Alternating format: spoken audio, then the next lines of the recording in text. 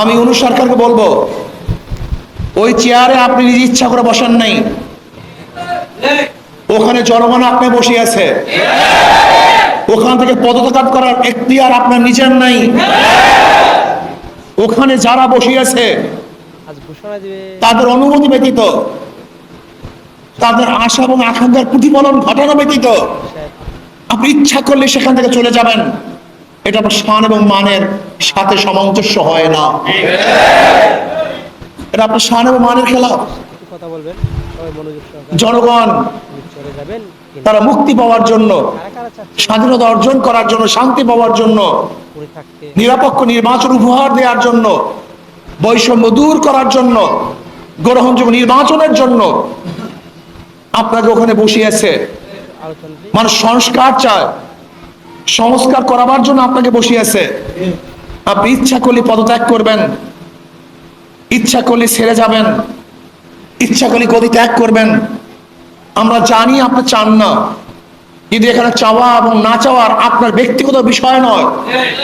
আপনার ওখানে থাকা এবং না থাকা করা বাংলাদেশের জনগণের বিষয়, দেশের বিষয়।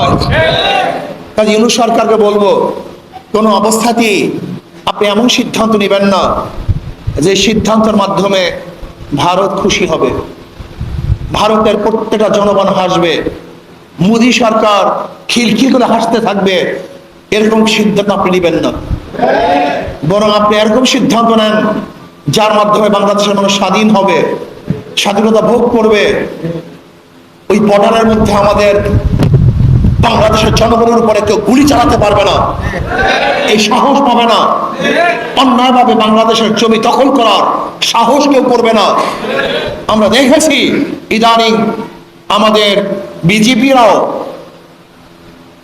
সচেতন হয়েছে, তাদের সাহস বৃদ্ধি পেয়েছে। সেই দৃশ্য আজও আমরা দেখছি। আমাদের বিজেপির পায়ে ধরে যারা মাপ চাচ্ছে, আমরা চাই এরকম স্বাধীন এক রাষ্ট্র, আমরা স্বাধীন জনগণ হতে চাই, পরাধীন জনগণ হতে আমরা চাই না। এই ইউনূস সরকারকে বলবো, আপনি ইচ্ছা করলেই গদি ছাড়বেন, ইচ্ছা করলেই গদিতে বসবেন, এই এখতিয়ার আপনার নাই। জনগণ আপনাকে বসিয়েছে, জনগণের যখন ইচ্ছা হবে তখন ওখান থেকে আপনি নামতে পারবেন, আর জনগণের ইচ্ছার বাহিরে আপনি ওখান থেকে নামতে পারবেন না।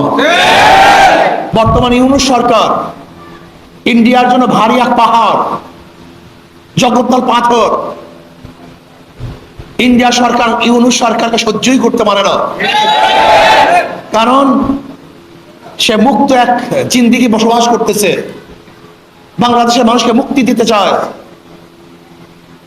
আমাদের উপরে যে শৃঙ্খলাবদ্ধ ছিল, আমরা যে জিনজির আবদ্ধ ছিলাম, ভারতের পরানো জিনজির থেকে আমাদের মুক্ত করতে চায়। এর জন্য ভারত সহ্য করতে পারে না ইউনূস সরকারকে।